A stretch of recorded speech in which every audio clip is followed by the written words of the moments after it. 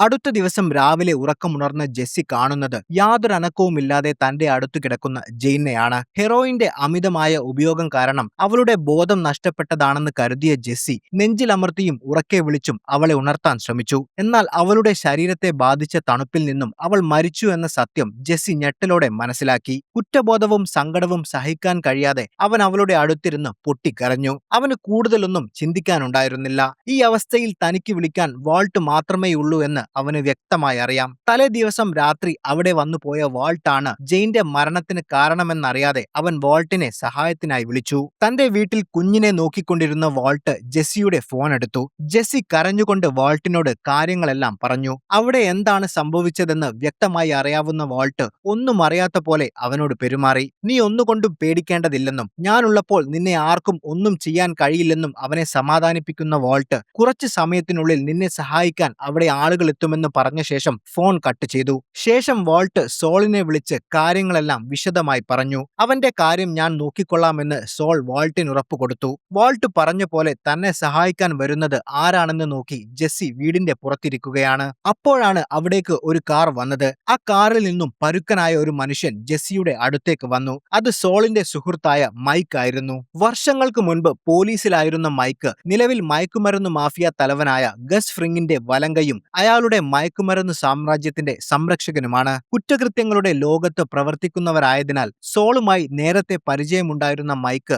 Crime സീനുകളിൽ ബാക്കിയാവുന്ന തെളിവുകൾ കണ്ടെത്തി നശിപ്പിക്കുന്നതിൽ മിടുക്കനായിരുന്നു. ജെയിനിന്റെ മരണവുമായി ബന്ധപ്പെട്ട് വല്ല അന്വേഷണവും വന്നാൽ ജെസ്സിയിലേക്ക് വരാൻ സാധ്യതയുള്ള തെളിവുകൾ ഇല്ലാതാക്കാനാണ് സോൾ മൈക്കിനെ തന്നെ അവിടേക്ക് അയച്ചത്. തന്നെ സോൾ അയച്ചതാണെന്ന് പറഞ്ഞ് സ്വയം പരിചയപ്പെടുത്തിയ മൈക്ക് ജെസ്സിയോടൊപ്പം വീടിനുള്ളിലേക്ക് കയറി. ജെസ്സിയോട് കാര്യങ്ങൾ സംസാരിക്കാൻ മൈക്ക് ശ്രമിക്കുന്നുണ്ടെങ്കിലും ജെസ്സി പൂർണ്ണമായും ഒരു മാനസിക രോഗിയെപ്പോലെയാണ് അവനോട് പെരുമാറിയത്. ജെയിന്റെ മരണവും മയക്കുമരുന്നിന്റെ ആഫ്റ്റർ എഫക്ട്സും അവന്റെ മനസ്സിന്റെ താളം തെറ്റിച്ചിരുന്നു. അത് മനസ്സിലാക്കിയ മൈക്ക് ആ വീട്ടിലുണ്ടായിരുന്ന മയക്കുമരുന്നും അതുമായി ബന്ധപ്പെട്ട എല്ലാ സാധനങ്ങളും ജെസ്സിയുടെ പണം നിറച്ച ബാഗിലേക്ക് മാറ്റി. ശേഷം അവിടെ നിന്നും പോകാൻ തുടങ്ങിയ മൈക്ക് അവനോട് ചില കാര്യങ്ങൾ പറഞ്ഞു. ഞാൻ പോയ ശേഷം നീ പോലീസിൽ വിളിച്ച് ജെയിന്റെ മരണവാർത്ത അറിയിക്കണം. അവർ എന്ത് തന്നെ ചോദിച്ചാലും ഞാൻ രാവിലെ എഴുന്നേറ്റപ്പോൾ അവൾ മരിച്ചു കിടക്കുന്നതാണ് കണ്ടതെന്നും തനിക്ക് വേറെ ഒന്നും അറിയില്ലെന്നും പറയണം. ഇനി ഒരു പക്ഷേ അറസ്റ്റ് ചെയ്യപ്പെട്ടാൽ തന്റെ വക്കീലായ സോൾ ഗുഡ്മാനെ വിളിക്കാനും അവരോട് ആവശ്യപ്പെടണം. കൂടാതെ ജെസ്സിയുടെ കയ്യിലുള്ള ഹെറോയിൻ കുത്തിവെച്ച പാടുകൾ ഉദ്യോഗസ്ഥരുടെ ശ്രദ്ധയിൽപ്പെടാതിരിക്കാൻ ഒരു ഫുൾ സ്ലീവ് ഷർട്ട് ധരിക്കാൻ ജെസ്സിയോട് പറഞ്ഞ ശേഷം മൈക്ക് അവിടെ നിന്നും പോയി. അതേസമയം ഇതൊന്നും അറിയാതെ ജെയിന്റെ അച്ഛൻ ഡൊണാൾഡ് അവളെ ഡി അഡിക്ഷൻ സെന്ററിൽ കൊണ്ടുവിടാൻ വീട്ടിലേക്ക് വരികയാണ്. അവിടെ എത്തും മുമ്പ് മകളെ വിളിച്ചെങ്കിലും അവൾ ഫോൺ എടുക്കുന്നില്ലെന്ന് കണ്ടതോടെ താൻ കുറച്ചു സമയത്തിനുള്ളിൽ അവിടെ എത്തുമെന്നും എത്രയും പെട്ടെന്ന് റെഡിയായി നിൽക്കാനും അയാൾ അവൾക്കൊരു വോയിസ് മെസ്സേജ് അയച്ചു. ശേഷം വീടിന് മുന്നിലെത്തിയ ഡൊണാൾഡ് കാണുന്നത് മകളെ കൊണ്ടുപോകാനെത്തിയ ആംബുലൻസ് ആണ്. അതോടെ അരുതാത്തതെന്തോ സംഭവിച്ചു എന്നുറപ്പാക്കിയ അയാൾ പതിയെ വീടിനുള്ളിലേക്ക് കയറി. തന്റെ മകളുടെ ചേതനയറ്റ ശരീരം ഒരു പ്ലാസ്റ്റിക് കവറിൽ പൊതിഞ്ഞു കൊണ്ടുപോകുന്നത് ആ അച്ഛൻ കടുത്ത വേദനയോടെ നോക്കി നിന്നു. വീടിന് പുറത്തു നിൽക്കുന്ന ജെസ്സിയോട് മെഡിക്കൽ ഇൻവെസ്റ്റിഗേഷൻ ഉദ്യോഗസ്ഥർ കൂടുതൽ വിവരങ്ങൾ ചോദിച്ചറിയാൻ ശ്രമിച്ചെങ്കിലും അവൻ മൈക്ക് പറഞ്ഞു പഠിപ്പിച്ച വാക്കുകൾ യാന്ത്രികമായി ആവർത്തിച്ചു. ഞാൻ ഉറക്കമുണർന്നപ്പോൾ അവൾ മരിച്ചു കിടക്കുകയാണ്. വേറെയൊന്നും എനിക്കറിയില്ല. അവിടേക്ക് വന്ന ഡൊണാൾഡ് തന്റെ മകളുടെ മരണത്തിന് കാരണക്കാരനായ ജെസ്സിയെ രൂക്ഷമായി നോക്കുന്നുണ്ടെങ്കിലും അയാൾ അവനോട് ഒന്നും പറഞ്ഞില്ല. ശേഷം ഉദ്യോഗസ്ഥർ ഡൊണാൾഡിനോട് ജെയിനിന്റെ കൂടുതൽ വിവരങ്ങൾ ചോദിച്ചു മനസ്സിലാക്കിയ ശേഷം അവളുടെ ശരീരവുമായി അവർ ആശുപത്രിയിലേക്ക് പുറപ്പെട്ടു. താൻ ജീവന് തുല്യം സ്നേഹിച്ച കാമുകിയുടെ ശരീരം കൊണ്ടുപോകുന്നത് കണ്ണീരോടെ നോക്കി നിൽക്കാനേ ജെസ്സിക്ക് കഴിഞ്ഞുള്ളൂ. അതേസമയം വാൾട്ടിന്റെ വീട്ടിൽ സ്കൈലറും വാൾട്ടും ഭക്ഷണം കഴിക്കുകയാണ്. ഭക്ഷണം വിളമ്പിയ ശേഷം വാൾട്ട് പലതവണ മകനെ വിളിച്ചെങ്കിലും അവൻ വന്നില്ല. എങ്കിലും കുറച്ചു സമയം കഴിഞ്ഞപ്പോൾ അവൻ അവരോട് പെട്ടെന്ന് അവന്റെ മുറിയിലേക്ക് വരാൻ ആവശ്യപ്പെട്ടു. നേരത്തെ വാൾട്ടിന്റെ ചികിത്സാ സഹായത്തിനായി സംഭാവനകൾ ശേഖരിക്കാൻ തയ്യാറാക്കിയ വെബ്സൈറ്റിൽ അമേരിക്കയുടെ പല ഭാഗങ്ങളിൽ നിന്നും ഏകദേശം $500 സംഭാവന വന്നതായി അവൻ സന്തോഷത്തോടെ അവരെ അറിയിച്ചു. തന്റെ അച്ഛന്റെ ചികിത്സയ്ക്ക് തന്നാൽ കഴിയുന്ന സഹായം താൻ ചെയ്യുന്നു എന്ന സന്തോഷം അവന്റെ മുഖത്തുണ്ടായിരുന്നെങ്കിലും ആ പണമെല്ലാം സോളിന്റെ നിർദ്ദേശപ്രകാരം വരുന്ന തന്റെ പണം തന്നെയാണെന്നറിയാമായിരുന്ന വാൾട്ട് ഒരു ചെറു പുഞ്ചിരിയോടെ മകനോട് തന്നെ സഹായിക്കുന്നതിന് നന്ദി പറഞ്ഞു. കുറച്ചു സമയത്തിനു ശേഷം വാൾട്ട് വീട്ടിലെ ബാത്റൂമിൽ ഒളിച്ചുവെച്ച തന്റെ രണ്ടാമത്തെ ഫോൺ എടുത്ത് സോളിനെ വിളിച്ച് ജെസ്സിയുടെ വിവരങ്ങൾ അന്വേഷിച്ചു. നിലവിൽ കുഴപ്പമൊന്നുമില്ലെന്നും കാര്യങ്ങളെല്ലാം വൃത്തിയായി മൈക്ക് ചെയ്തിട്ടുണ്ടെന്നും സോൾ വാൾട്ട് വാൾട്ടിനോട് പറഞ്ഞു. അപ്പോഴേക്കും വെബ്സൈറ്റിൽ കൂടുതൽ പണം വരുന്നത് കാണുന്ന സ്കൈലറിനും മകനും സന്തോഷമടക്കാനായില്ല. അവർ വാൾട്ടിനോട് അത് കാണാൻ വരാൻ ആവശ്യപ്പെട്ടു.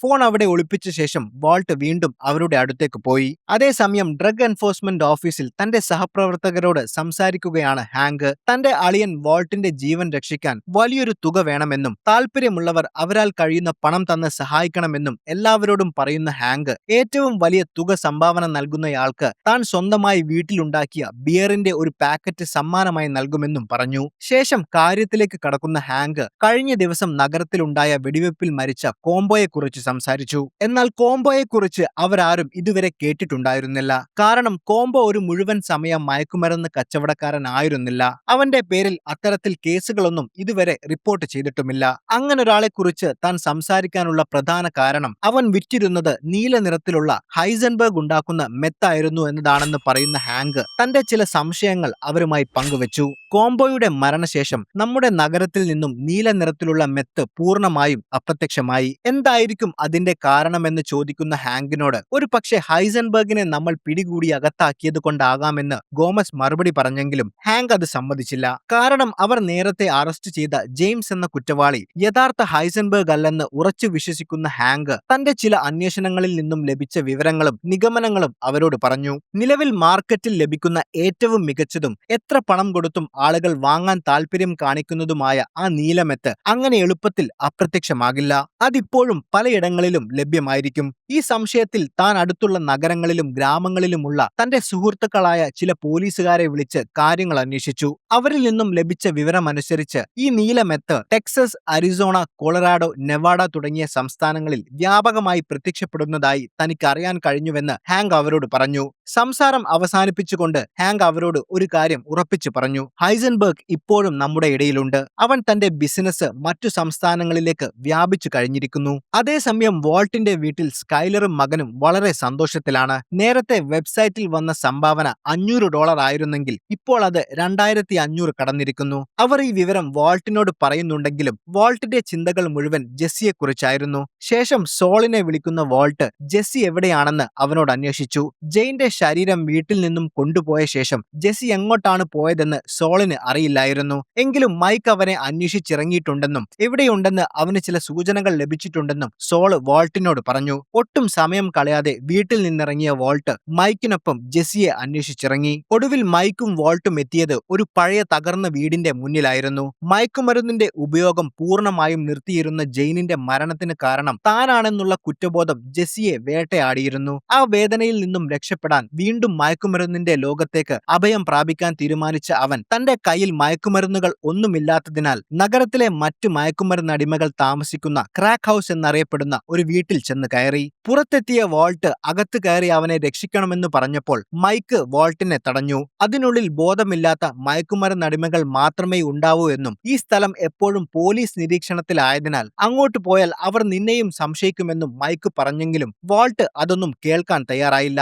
അവൻ നേരെ അതിനുള്ളിലേക്ക് കയറി. ഇരുട്ടും അഴുക്കും നിറഞ്ഞ ആ സ്ഥലത്ത് ആളുകൾ ബോധമില്ലാതെ ചിതറിക്കിടക്കുന്നുണ്ടായിരുന്നു. അവർക്കിടയിലൂടെ നടന്ന വാൾട്ട് ജെസ്സിയെ കണ്ടെത്തി. ബോധമില്ലാതെ കിടന്നിരുന്ന ജെസ്സിയെ വാൾട്ട് വിളിച്ചുണർത്താൻ ശ്രമിച്ചെങ്കിലും അവൻ ഉണർന്നില്ല. ജെസ്സിയുടെ ആ അവസ്ഥ വാൾട്ടിന് സഹിക്കാൻ കഴിയുന്നതിലും അപ്പുറമായിരുന്നു. പാതി മയക്കത്തിൽ ഉണർന്ന ജെസ്സിയോട് നിന്നെ ഞാൻ ഒരിക്കലും ഇങ്ങനെയൊരു സ്ഥലത്ത് ഉപേക്ഷിച്ചു പോകില്ലെന്ന് പറയുന്ന വാൾട്ട് അവനെ കോരിയെടുക്കാൻ ശ്രമിച്ചു. അടുത്ത നിമിഷം വാൾട്ടിനെ കെട്ടിപ്പിടിച്ച് അവനൊരു കൊച്ചുകുട്ടിയെ പോലെ കരയാൻ തുടങ്ങി. അവളുടെ മരണത്തിന് കാരണം ഞാനാണ്. ഞാൻ അവളെ ഒരുപാട് സ്നേഹിച്ചിരുന്നു. അവൻ ഈ വാക്കുകൾ ആവർത്തിച്ചു കൊണ്ടിരുന്നു. നീ ആരെയും കൊന്നിട്ടില്ലെന്ന് പറഞ്ഞ് അവനെ നെഞ്ചോട് ചേർത്ത് പിടിച്ച് ആശ്വസിപ്പിക്കുന്ന വാൾട്ട് അവനെ നഗരത്തിലുള്ള ഒരു റീഹാബിലിറ്റേഷൻ സെന്ററിൽ പ്രവേശിപ്പിച്ചു. അതേസമയം മകളുടെ മരണത്തിൽ തകർന്ന ഡൊണാൾഡ് അവളുടെ ശവസംസ്കാരത്തിന് ധരിക്കാനുള്ള വസ്ത്രങ്ങൾ എടുക്കാനായി അവളുടെ മുറിയിൽ തിരിച്ചെത്തി. അവസാനമായി മകളുടെ മുറിയും അവളുടെ സാധനങ്ങളും അയാൾ കൺകുളിർക്കെ കണ്ടു. അവൾക്കെപ്പോഴും കറുത്ത വസ്ത്രങ്ങളോടായിരുന്നു താല്പര്യം. എന്നാൽ അവളുടെ അവസാന യാത്രയിൽ കറുപ്പിനേക്കാൾ നല്ലത് നീലയാണെന്ന് തീരുമാനിച്ച അദ്ദേഹം നീല നിറത്തിലുള്ള ഒരു വസ്ത്രം കണ്ണീരോടെ തിരഞ്ഞെടുത്തു.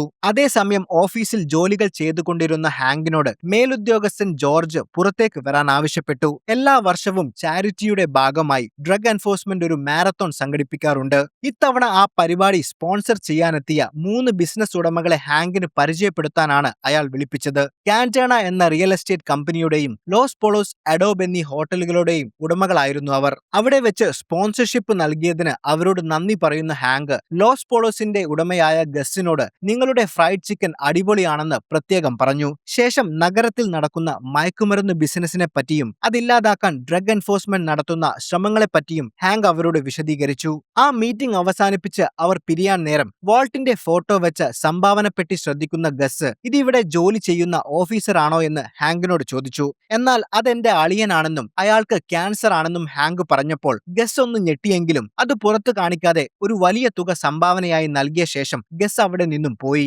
അതേസമയം വാൾട്ടിന്റെ വീട്ടിൽ മേരിയുടെ ഫോൺ വന്നു. അവൾ ജോലി ചെയ്യുന്ന സ്ഥലത്ത് വെച്ച് ഒരു ക്ലയന്റുമായി സംസാരിക്കുന്നതിനിടയിൽ സഹോദരിയുടെ ഭർത്താവിന്റെ ക്യാൻസറിനെ പറ്റിയും മകൻ നടത്തുന്ന വെബ്സൈറ്റിനെ പറ്റിയും അവൾ സംസാരിച്ചിരുന്നു. ഒരു പ്രമുഖ പത്രത്തിന്റെ റിപ്പോർട്ടർ ആയിരുന്ന അവർ ഇതൊരു വാർത്താ പ്രാധാന്യമുള്ള വിഷയമാണെന്നും വാൾട്ടിന്റെയും കുടുംബത്തിന്റെയും ഒരു ഇന്റർവ്യൂ പത്രത്തിൽ പ്രസിദ്ധീകരിക്കാമെന്നും അവൾ ഉറപ്പു കൊടുത്തു. ഇതറിഞ്ഞ സ്കൈലറിനും മകനും സന്തോഷമായി. കാരണം പത്രത്തിൽ അത്തരമൊരു വാർത്ത വന്നാൽ വെബ്സൈറ്റിലേക്ക് കൂടുതൽ പണം വരുമെന്ന് അവർ ഉറപ്പിച്ചു. എന്നാൽ വാൾട്ടിന് അതൊന്നും താല്പര്യമില്ലായിരുന്നെങ്കിലും അവനത് തടയാൻ കഴിയുമായിരുന്നില്ല. അന്ന് വൈകുന്നേരം പുറത്തുപോയി തിരിച്ചെത്തിയ വാൾട്ട് വീടിനു പുറത്ത് TV ചാനലുകാരുടെ വണ്ടി കണ്ട് ഞെട്ടി. അകത്ത് കയറിയ വാൾട്ട് കാണുന്നത് TV റിപ്പോർട്ടർമാരെയാണ്. പത്രത്തിലാവാമെങ്കിൽ TVയിലും ആകാമല്ലോ എന്ന് കരുതി താൻ തന്നെയാണ് അവരെ വിളിച്ചതെന്ന് മേരി വാൾട്ടിനോട് പറഞ്ഞു. ഒടുവിൽ മനസ്സില്ലാ മനസ്സോടെ വാൾട്ട് കുടുംബത്തോടൊപ്പം ഇന്റർവ്യൂവിൽ പങ്കെടുത്തു. തുടർന്ന് മകൻ സംസാരിച്ചു തുടങ്ങി. നിലവിൽ $7000 വെബ്സൈറ്റിലേക്ക് വന്നിട്ടുണ്ടെന്ന് പറയുന്ന സ്കൈലറും മകനും പണമയച്ച എല്ലാവർക്കും നന്ദി പറയുന്നതോടൊപ്പം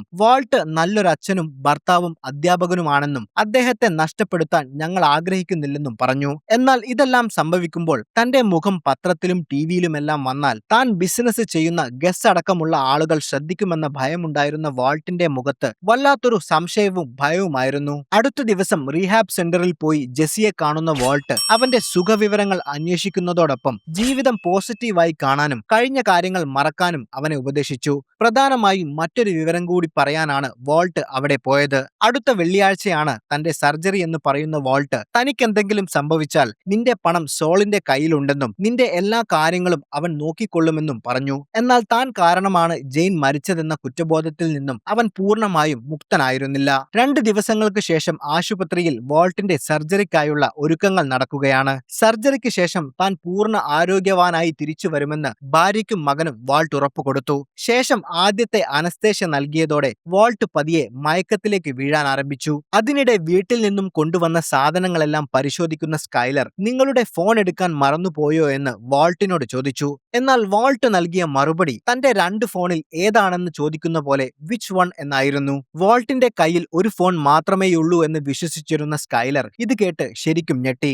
അച്ഛൻ ഫോൺ എടുത്തിട്ടുണ്ടാകില്ല എന്ന് മകൻ പറഞ്ഞെങ്കിലും വാൾട്ടിന്റെ ആ ചോദ്യം സ്കൈലറിന്റെ മനസ്സിൽ വലിയ സംശയങ്ങൾക്ക് വീണ്ടും തിരികൊളുത്തി. തുടർന്ന് വാൾട്ടിന്റെ സർജറി ആരംഭിച്ചു. വാൾട്ടിന്റെ ശ്വാസകോശത്തിലെ മുഴകളും ക്യാൻസർ ബാധിച്ച ഭാഗങ്ങളും അവർ പുറത്തെടുത്തു. സർജറി കഴിഞ്ഞ് ഏകദേശം 2 ആഴ്ചത്തെ ആശുപത്രി വാസത്തിനു ശേഷം വാൾട്ടും സ്കൈലറും ഡോക്ടറെ കണ്ടു. ആദ്യം അവരോട് മകളുടെ വിവരങ്ങളാണ് ഡോക്ടർ ചോദിച്ചത്. നാളത്തേക്ക് അവൾക്ക് 7 ആഴ്ച പ്രായമാകുമെന്ന് പറഞ്ഞ അവർ കുഞ്ഞിന്റെ ഒരു ഫോട്ടോ ഡോക്ടറെ കാണിച്ചു. തുടർന്ന് വാൾട്ടിനോട് ശരീരത്തിലെ വേദനയുടെ അളവ് എങ്ങനെയുണ്ടെന്ന് ഡോക്ടർ ചോദിച്ചു. വേദന വളരെ കുറവാണെന്നും ശ്വാസതടസ്സം ഇപ്പോൾ ഒരുപാട് മാറിയെന്നും വാൾട്ട് പറഞ്ഞു. ശേഷം ഡോക്ടർ ആ സന്തോഷ വാർത്ത അവരെ അറിയിച്ചു. സർജറിക്ക് ശേഷമുള്ള ടെസ്റ്റ് റിപ്പോർട്ടുകൾ പരിശോധിച്ചപ്പോൾ വാൾട്ട് രക്ഷപ്പെടാനുള്ള സാധ്യതകൾ വളരെ കൂടുതലാണെന്നും ശുഭാപ്തി വിശ്വാസം മുറുകെ പിടിക്കാനും പറഞ്ഞു. ഇത് കേൾക്കുന്ന സ്കൈലറും വാൾട്ടും ഡോക്ടറോട് നന്ദി പറഞ്ഞു. ശേഷം വാൾട്ടിന് എപ്പോഴാണ് പഴയതുപോലെ സാധാരണ ജീവിതത്തിലേക്ക് മടങ്ങാൻ സാധിക്കുക എന്ന് സ്കൈലർ ചോദിച്ചു.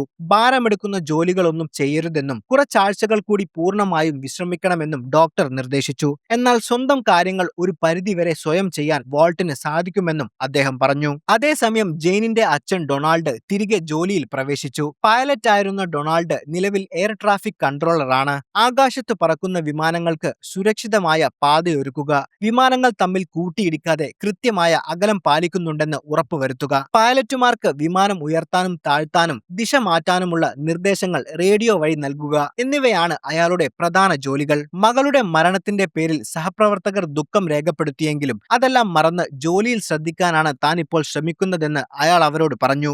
മകളെക്കുറിച്ചുള്ള ചിന്തകൾ തന്റെ ഉള്ളിൽ ഒരു അഗ്നിപർവ്വതം പോലെ എരിയുന്നുണ്ടെങ്കിലും ആ ദുഃഖം മറയ്ക്കാൻ ഉത്തരവാദിത്തമുള്ള ജോലി ഒരു ആശ്വാസമാകുമെന്ന് വിശ്വസിച്ച് ഡൊണാൾഡ് തന്റെ സീറ്റിലേക്ക് നടന്നു. അതേസമയം തിരികെ വീട്ടിലെത്തിയ വാൾട്ട് സ്കൈലർ തന്റെയും കുഞ്ഞിന്റെയും സാധനങ്ങൾ പാക്ക് ചെയ്യുന്നത് കണ്ട് നീ എങ്ങോട്ടാണെന്ന് അവളോട് ചോദിച്ചു. അടുത്ത 2 ദിവസത്തേക്ക് ഞാൻ മേരിയുടെയും ഹാങ്കിന്റെയും വീട്ടിലേക്ക് പോവുകയാണെന്നും അത് കഴിഞ്ഞ് ഞങ്ങൾ തിരികെ വരുമ്പോഴേക്കും നിങ്ങളുടെ സാധനങ്ങളെല്ലാം എടുത്ത് നിങ്ങൾ വീട്ടിൽ നിന്നും എന്നേക്കുമായി പോകണമെന്നും അവൾ കർശനമായി ആവശ്യപ്പെട്ടു. എന്താണ് അവൾ പറഞ്ഞതെന്നും മനസ്സിലാകാതെ തരിച്ചു നിന്ന വാൾട്ട് താൻ എന്തിന് ഈ വീട്ടിൽ നിന്നും പോകണമെന്ന് അവളോട് ചോദിച്ചു. അപ്പോഴേക്കും സ്കൈലറിന്റെ മുഖഭാവം മാറിയിരുന്നു. കാരണം നിങ്ങളൊരു നുണയനാണെന്നും സർജറിക്ക് തൊട്ടു മുൻപ് നിങ്ങൾക്ക് ഞങ്ങൾ അറിയാത്ത ഒരു മൊബൈൽ ഫോൺ ഉള്ള കാര്യം നിങ്ങൾ സമ്മതിച്ചതാണെന്നും അവൾ പറഞ്ഞു. എന്നാൽ താൻ അനസ്തേഷ്യയുടെ ലഹരിയിൽ പിച്ചുംപെയും പറഞ്ഞതായിരിക്കുമെന്ന് വാൾട്ട് വാദിച്ചെങ്കിലും സമയം വളരെ വൈകിയിരുന്നു. സർജറിക്ക് മുൻപ് വാൾട്ട് പറഞ്ഞ ഫോണിന്റെ കാര്യം അവളിലുണ്ടാക്കിയ സംശയം ചെറുതായിരുന്നില്ല. തുടർന്ന് വാൾട്ട് ആശുപത്രിയിൽ കിടന്ന സമയം അത്രയും അവൾ ചിലവഴിച്ചത് വാൾട്ട് പറഞ്ഞ കള്ളങ്ങൾ ഓരോന്നായി അന്വേഷിക്കാനാണ്. എനിക്ക് 2 ഫോണുണ്ടെന്ന് നീ പറയുന്നത് എനിക്ക് അവിഹിത ബന്ധം വല്ലതും ഉണ്ടെന്ന് കരുതിയാണോ എന്ന് വാൾട്ട് അവളോട് ചോദിച്ചു. അതെ എന്ന് മറുപടി നൽകിയ സ്കൈലർ ഗ്രച്ചനുമായി നിങ്ങൾക്ക് ബന്ധമുണ്ടോ എന്ന സംശയം തോന്നിയ ഞാൻ അവളെ വിളിച്ച് കാര്യങ്ങൾ അന്വേഷിച്ചെന്നും അപ്പോഴാണ് തനിക്ക് നിങ്ങളുടെ യഥാർത്ഥ കള്ളങ്ങൾ അറിയാൻ കഴിഞ്ഞതെന്നും പറഞ്ഞു. അവർ നൽകാമെന്ന് സമ്മതിച്ച പണം നിഷേധിച്ച വാൾട്ട് അവർ തന്നതാണെന്ന് പറഞ്ഞ് ആശുപത്രിയിൽ അടച്ച വലിയ തുകകൾ എവിടെ നിന്നാണ് നിങ്ങൾക്ക് ലഭിച്ചതെന്ന് അവൾ ചോദിച്ചെങ്കിലും വാൾട്ടിന് മറുപടി ഉണ്ടായില്ല. അങ്ങനെയെങ്കിൽ വാൾട്ടിന്റെ അമ്മ എങ്ങാനുമാണോ ആ പണമെല്ലാം നൽകിയതെന്ന സംശയത്തിൽ അമ്മയെ വിളിച്ചപ്പോൾ വാൾട്ടിന് ക്യാൻസർ ആണെന്ന് അവർ ഇപ്പോഴാണ് അറിഞ്ഞതെന്ന് അമ്മ പറഞ്ഞതോടെ അമ്മയെ കാണാനെന്ന് കള്ളം പറഞ്ഞ് ജെസ്സിയോടൊപ്പം മെത്തുണ്ടാക്കാൻ പോയ ആ 4 ദിവസം നിങ്ങൾ എവിടെയായിരുന്നു എന്നും അവൾ ചോദിച്ചു. ഇനിയെങ്കിലും ഇതെല്ലാം നിഷേധിക്കാതിരിക്കാനുള്ള മര്യാദ നിങ്ങൾ കാണിക്കണമെന്ന് പറയുന്ന സ്കൈലർ വീട് വിട്ടിറങ്ങാൻ തുടങ്ങി. തന്റെ കള്ളങ്ങളെല്ലാം പൂർണ്ണമായും പൊളിഞ്ഞുവെന്ന് മനസ്സിലാക്കിയ വാൾട്ട് ഞാൻ എല്ലാ സത്യങ്ങളും നിന്നോട് പറയാമെന്നും നീ പോകരുതെന്നും അവളോട് കേണപേക്ഷിച്ചു. എന്നാൽ അതൊന്നും കേൾക്കാൻ അവൾ തയ്യാറായിരുന്നില്ല. ആ സത്യം എന്താണെങ്കിലും അതറിയാൻ എനിക്ക് ഭയമാണ്. ഇത്രയും പറഞ്ഞ് അവൾ അവിടെ നിന്നും പോയി. തന്റെ കുടുംബം തനിക്ക് നഷ്ടപ്പെടാൻ പോകുന്നു എന്ന ചിന്ത വാൾട്ടിനെ ശരിക്കും പിടിച്ചു കുലുക്കി. എന്ത് ചെയ്യണമെന്നറിയാതെ വാൾട്ട് വീടിന്റെ സ്വിമ്മിംഗ് പൂളിനരികിൽ ചെന്നിരുന്നു. അതേസമയം എയർ ട്രാഫിക് കൺട്രോൾ റൂമിൽ ഇരിക്കുന്ന ഡൊണാൾഡ് കടുത്ത മാനസിക സംഘർഷത്തിലായിരുന്നു. മകളുടെ ഓർമ്മകൾ വേട്ടയാടിയ അയാൾക്ക് ജോലിയിൽ ഒട്ടും ശ്രദ്ധിക്കാൻ കഴിഞ്ഞില്ല. ആ മാനസിക സമ്മർദ്ദത്തിൽ റഡാറിലെ സിഗ്നലുകൾ ശ്രദ്ധിക്കുന്നതിൽ അയാൾക്കൊരു വലിയ പിഴവ് സംഭവിച്ചു. ഒരേ സമയം എതിർദിശയിൽ സഞ്ചരിക്കുന്ന 2 വിമാനങ്ങൾക്ക് അദ്ദേഹം തെറ്റായ നിർദ്ദേശങ്ങൾ നൽകി. അതേസമയം വീടിന് പുറത്തു നിൽക്കുന്ന വാൾട്ട് കാണുന്നത് ആ 2 വിമാനങ്ങൾ ആകാശത്ത് വെച്ച് അതിദാരുണമായി കൂട്ടിയിടിക്കുന്നതാണ്. തകർന്ന വിമാനത്തിൽ നിന്നും തന്റെ സ്വിമ്മിംഗ് പൂളിലേക്ക് വീണ ഒരു പാവക്കുട്ടിയെ അത്ഭുതത്തോടെ വാൾട്ട് നോക്കി നിന്നു.